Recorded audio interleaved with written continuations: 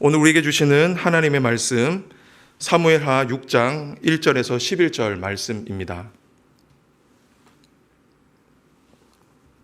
사무엘하 6장 1절에서 11절 말씀 교독하겠습니다.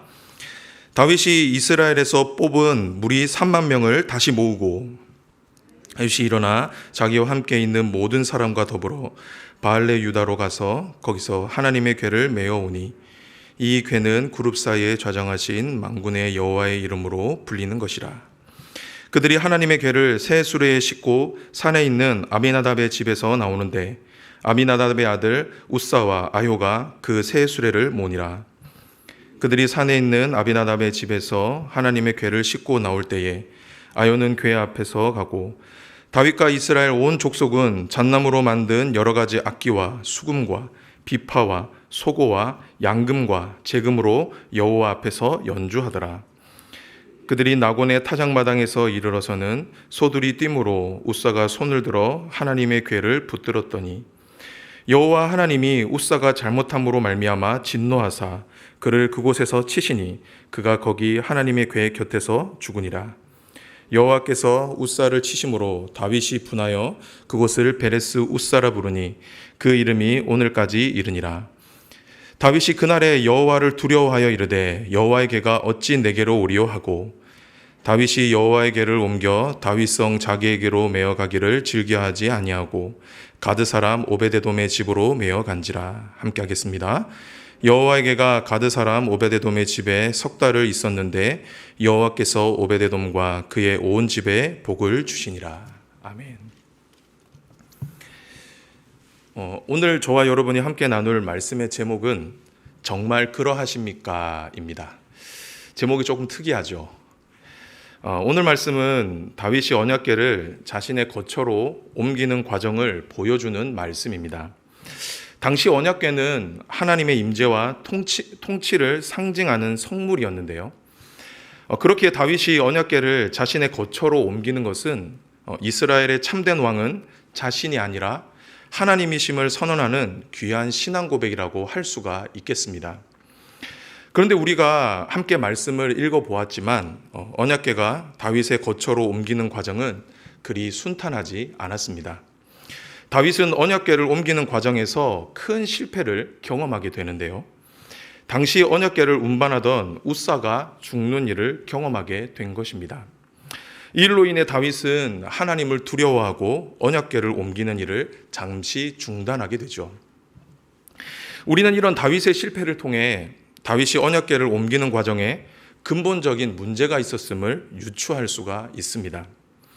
자, 그렇다고 하면 다윗에게는 어떤 문제가 있었을까요? 왜 다윗은 하나님을 왕으로 모시는 일에 실패했을까요? 저는 오늘 말씀을 준비하면서 다윗의 실패를 통해 하나님께서 저에게 질문하시는 것만 같았습니다. 어쩌면 너도 다윗과 같은 죄를 범할 수 있다라는 것이죠. 그래서 그런지 오늘 말씀을 준비하는데 내내 마음이 불편했습니다. 많이 힘들었는데요. 하나님 앞에서 저의 잘못이 적나라하게 드러나는 것만 같았기 때문입니다. 그래서 오늘은 주님께서 저에게 주셨던 질문을 여러분들과 함께 나누고 함께 주시는 은혜를 나누도록 하겠습니다.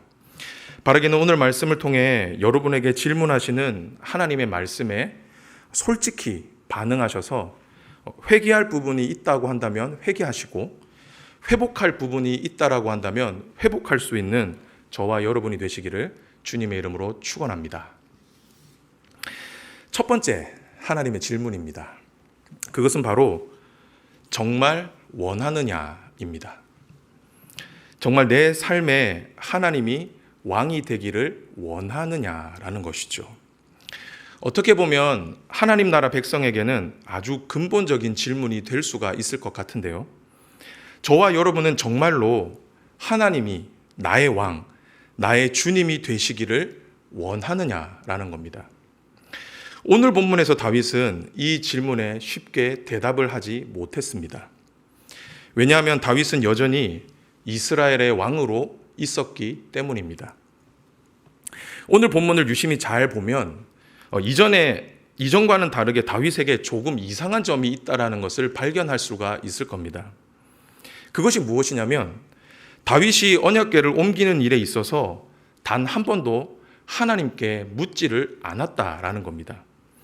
우리는 앞선 사무엘하 5장 말씀을 통해 다윗이 블레셋과의 전투에 임할 때 하나님께 여러 차례 묻는 장면을 보았습니다. 그런데 이상하게 하나님의 거처를 옮기는 이 중요한 일에 당사자이신 하나님께 다윗은 단 한 번도 물어보지 않았다라는 겁니다. 오히려 역대상 13장을 보면요, 다윗은 하나님의 언약궤를 운반하는 일을 군대의 지휘관들과 의논을 합니다. 그리고 결론을 낸 것이 무엇이냐면 군사 3만 명을 동원하는 것이었습니다. 그리고 이 일을 위해 온 이스라엘 족속들을 동원하는 것이었죠. 성가대로 동원하게 된 것입니다. 그리고 3절을 보면 다윗은 언약궤를 옮기는 일에 아미나답 자손을 그들에게 맡기게 되는 것을 볼 수가 있습니다. 분명 하나님께서는 언약궤를 옮길 수 있는 사람은 레위인밖에 없다라고 말씀을 하셨습니다. 그리고 다윗도 이 사실을 그 누구보다 잘 알고 있었습니다. 그런데 다윗은 언약궤를 옮기는 일을 레위인이 아닌 아미나답에게 맡기고 있었다라는 것이죠. 성도 여러분, 다윗의 문제가 보이십니까? 지금 언약궤를 옮기는 이 일의 주도권이 누구에게 있습니까? 하나님께 있습니까? 아니면 다윗에게 있습니까? 다윗에게 있죠.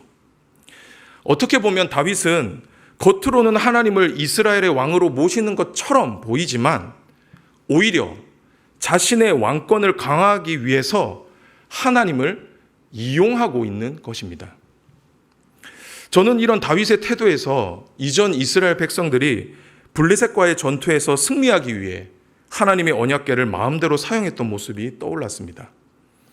어쩌면 다윗도 이전의 이스라엘 백성들처럼 하나님을 자신의 성공을 위한 도구로 여겼다라는 것입니다. 하나님께서는 이런 다윗의 중심을 보셨습니다. 꿰뚫어 보셨죠. 그래서 우사를 치셔서 언약궤의 행렬을 막으신 것이었습니다. 그런데 참 아이러니한 것은 우사 이름의 뜻이 무엇인지 아십니까, 여러분? 우사 이름의 뜻은 힘, 능력, 고집이라는 뜻을 가지고 있었습니다. 즉 하나님께서 우사를 치셨다라고 하는 것은 하나님께서 다윗이 이스라엘 왕으로서 내려놓지 못하고 있었던 것을 내려놓게 하셨다라는 겁니다. 다윗의 힘과 능력과 고집을 치셨다라는 것이죠. 어쩌면 우사의 죽음은 하나님께서 다윗에게 너는 정말 내가 너의 왕이 되기를 원하느냐라는 질문을 던지신 것과 같은 것이었습니다.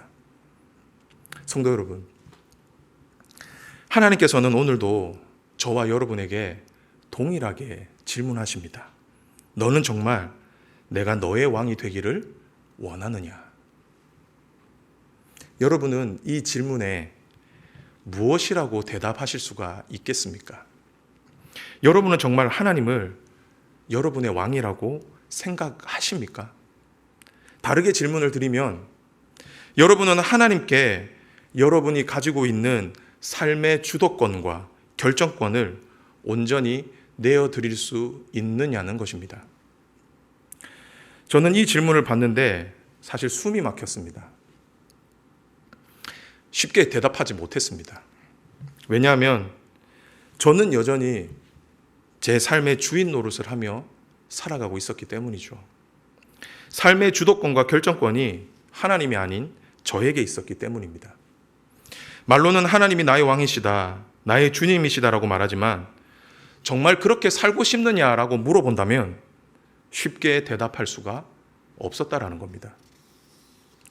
성도 여러분, 그런데 참 감사한 것은요, 하나님도 이런 저와 여러분의 연약함을 그 누구보다 잘 아신다라는 겁니다. 그래서 하나님께서는 때로 저와 여러분에게 베레스 우사를 주시는 겁니다. 우리가 하나님 앞에 내려놓지 못하는 것을 내려놓도록 우리가 가진 힘과 능력, 고집을 치신다라는 것이죠. 그렇게 해야 내가 붙들고 있었던 내 힘과 능력이 얼마나 하찮은 것이었는지를 깨닫기 때문입니다. 그런 의미에서 우리에게 베레스 우사는 하나님을 나의 왕으로 인정할 수 있는 가장 빠른 지름길이라고 할 수 있는 것입니다. 사랑하는 성도 여러분, 요한계시록을 보면 이런 말씀이 기록되어 있습니다. 한번 우리 요한계시록 4장 10절을 읽어볼까요? 시작.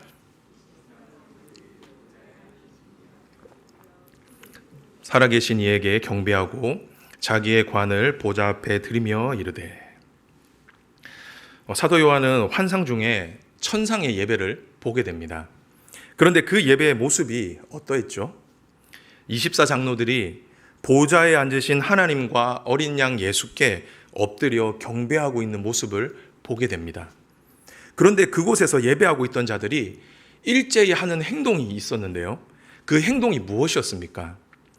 자기의 관을 보좌 앞에 드리며, 자기가 지금 쓰고 있는 관, 하나님께서 상급으로 주신 그 관을, 그 면류관을 다시 하나님과 어린 양 예수께 돌려드리고 있는 겁니다. 우리는 이 모습을 통해서 하나님의 나라가 어떤 곳인지를 잘 알 수가 있습니다. 하나님의 나라는 날마다 우리의 왕관을 벗어서 하나님께 드리는 곳입니다. 날마다 하나님을 나의 왕으로 인정하고 그분의 다스림을 기뻐하는 곳이 바로 하나님 나라라는 것이죠. 그렇기에 하나님 나라의 백성된 저와 여러분은 날마다 하나님 앞에서 나의 왕관을 벗어드리는 연습을 해야 하는 것입니다. 하나님께서 내 인생 가운데 좌정하셔서 날마다 내 자리 가운데 들어오실 수 있도록, 나를 다스리실 수 있도록 훈련을 해야 한다는 것이죠. 이것이 하나님을 나의 왕으로 모시는 사람의 모습일 것입니다. 바라기는 저와 여러분 모두 하나님을 온전히 나의 왕으로 모실 수 있게 되기를 주님의 이름으로 축복합니다. 두 번째 질문입니다. 그것은 바로 준비는 되어 있느냐입니다. 하나님을 나의 왕으로 온전히 인정한다라고 한다면 그분의 다스림을 받을 준비가 되어 있느냐라는 것이죠. 하나님의 뜻에 순종할 준비가 되어 있느냐라는 것입니다. 이것이 하나님이 오늘 저와 여러분에게 던지시는 질문입니다. 우리는 오늘 본문에서 하나님을 맞이하기 위해 열심히 준비했던 다윗의 모습을 볼 수가 있습니다. 다윗은 하나님께 예를 갖추기 위해 군대를 준비했습니다. 그리고 아름다운 찬양대도 조직을 했죠. 그리고 언약궤의 실을 새 수레까지도 준비했습니다. 모든 것이 다 완벽해 보이고 아름다워 보였습니다. 하지만 성경은 다윗이 하나님을 왕으로 맞이할 준비가 전혀 되어 있지 않았다라고 말씀합니다.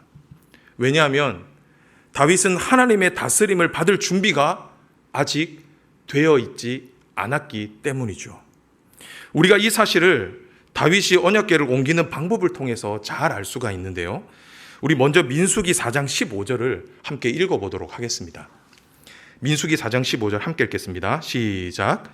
진영을 떠날 때에 아론과 그의 아들들이 성소와 성소의 모든 기구 덮는 일을 마치거든 고앗 자손들이 와서 맬 것이니라. 그러나 성물은 만지지 말라. 그들이 죽으리라. 회막 물건 중에서 이것들은 고앗 자손이 맬 것이며. 하나님의 법에 따르면 언약궤는 반드시 레위인만, 그것도 언약궤를 어깨로 메고 운반을 해야 했습니다. 이것이 하나님의 법이었습니다. 그리고 레위인이라 할지라도, 언약궤를 운반하는 사람이라 할지라도 함부로 언약궤를 만질 수 없게 되어 있었습니다. 그런데 여러분, 오늘 본문에서 다윗이 언약궤를 어떻게 운반하고 있습니까? 3절을 한번 다시 한번 볼까요? 그들이 하나님의 궤를 새 수레에 싣고 산에 있던 아비나답의 집에서 나오는데 아미나답의 아들 우사와 아효가 그 새 수레를 모니라. 성경은 다윗이 언약궤를 새 수레에 실었다라고 말씀합니다. 그렇다고 하면 왜 다윗은 하나님의 말씀을 따르지 않았을까요? 그것은 바로 20년 전의 경험 때문이었습니다.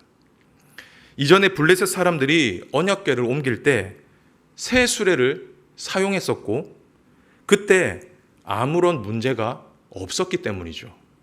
특별히 전나는 암소가 자신의 모성을 끊으면서 수레를 끌고 갔던 감동적인 장면을 다윗이 아마도 봤던 것 같습니다.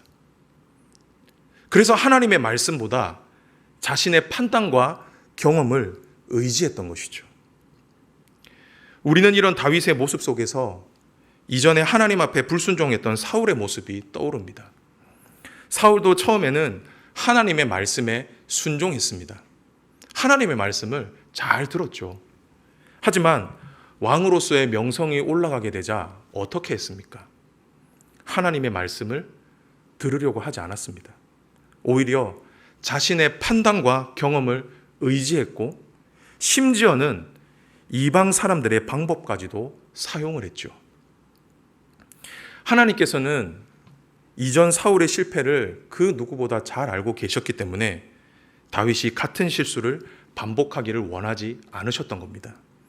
그래서 다윗에게 베레스 우사, 실패를 허락하셨던 겁니다.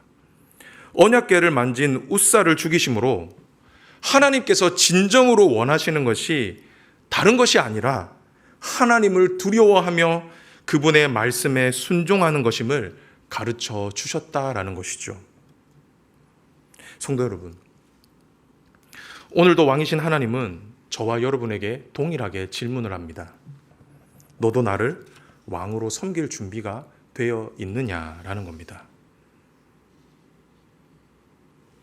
그렇다고 하면 왜 하나님은 다른 그 무엇보다 저와 여러분의 순종을 원하실까요?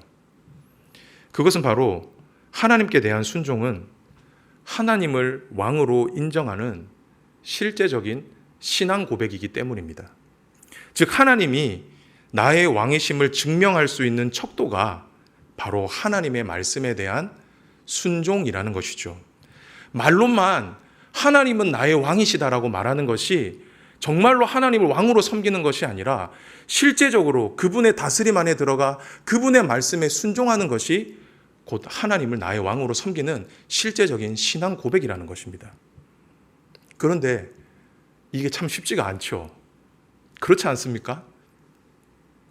왜냐하면 누군가에게 순종한다는 것은 결국 내 것을 포기해야만 하기 때문입니다. 내 판단, 내 경험, 심지어는 그 판단과 결과에 따르는 결과까지도 내려놓아야 하기 때문이죠. 그런데 내가 내 삶의 주인인 경우에 내 판단과 경험을 포기한다. 그리고 그 결과까지 겸허하게 수용을 할 수 있다. 결코 쉬운 일이 아니라는 겁니다. 아마 다윗도 그러했을 겁니다. 그래서 하나님은 저와 여러분에게 다른 그 무엇보다 순종을 요구하시는 겁니다. 하나님의 말씀에 순종하기 위해서는 온전히 하나님의 다스림 안으로 들어가야 하기 때문이죠. 그렇게 사무엘 선지자도 이런 말을 했던 것 같습니다. 함께 사무엘상 15장 22절을 읽어보도록 하겠습니다. 시작.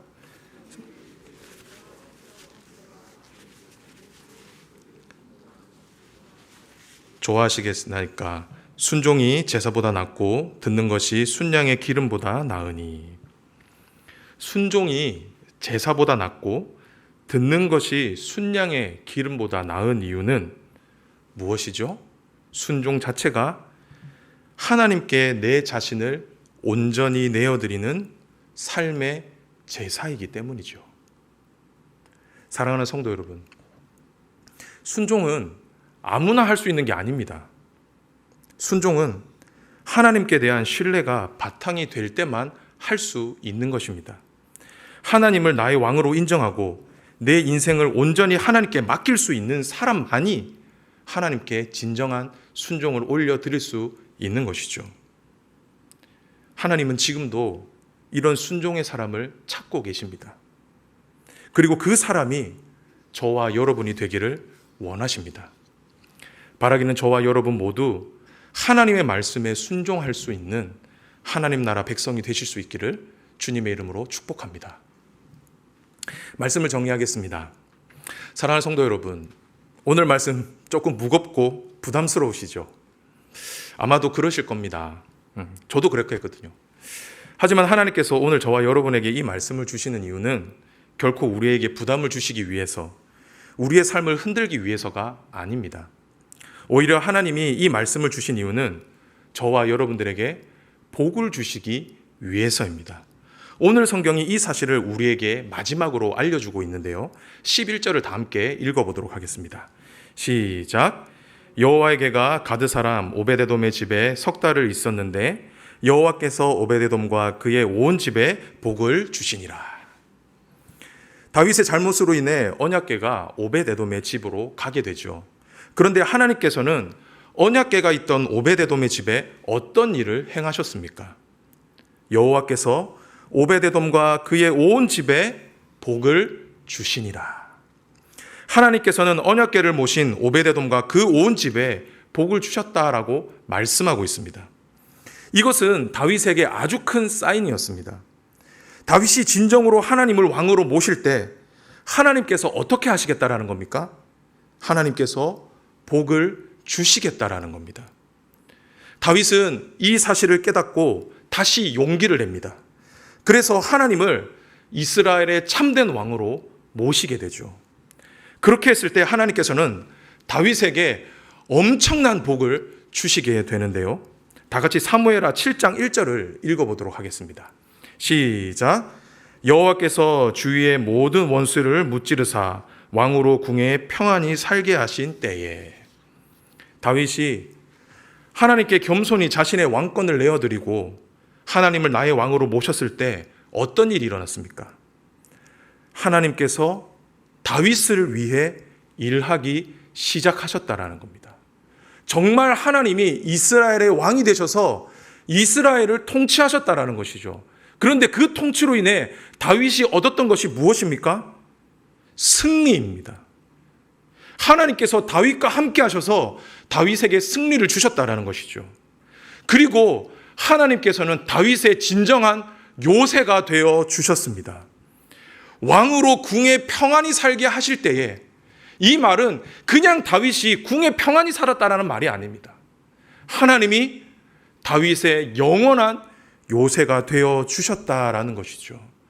그렇게 해서 다윗이 얻은 것이 무엇이었습니까? 평안. 하나님이 주시는 샬롬이었다라는 겁니다. 사랑하는 성도 여러분, 이것이 하나님을 진정으로 왕으로 모신 사람에게만 누릴 수 있는 하나님이 주시는 복인 줄 믿습니다. 내 힘, 내 능력이 아닌 하나님의 힘과 능력이 함께함으로 나와 내 가정이 복을 받고 우리에게 날마다 승리와 평안을 누릴 수 있게 한다는 것이죠. 사랑하는 성도 여러분, 하나님을 여러분 삶에 참된 왕으로 인정하고 그렇게 그분의 삶에, 그분의 뜻에 순종하며 사시기를 바랍니다. 그렇게 할 때 하나님께서 저와 여러분의 인생 가운데, 또한 저와 여러분의 가정 가운데 이 세상에서는 결코 누릴 수 없는 복으로 충만히 채워 주실 것입니다. 왕이신 하나님께서 저와 여러분의 인생을 책임져 주실 것입니다. 바라기는 저와 여러분 모두 하나님을 나의 왕으로 모심으로 오베데돔과 다윗이 누렸던 복을 오늘날에도 풍성히 누릴 수 있게 되기를 주님의 이름으로 축복합니다. 아멘. 우리 이 시간에 말씀을 기억하면서 찬송함으로 나아가도록 하겠습니다.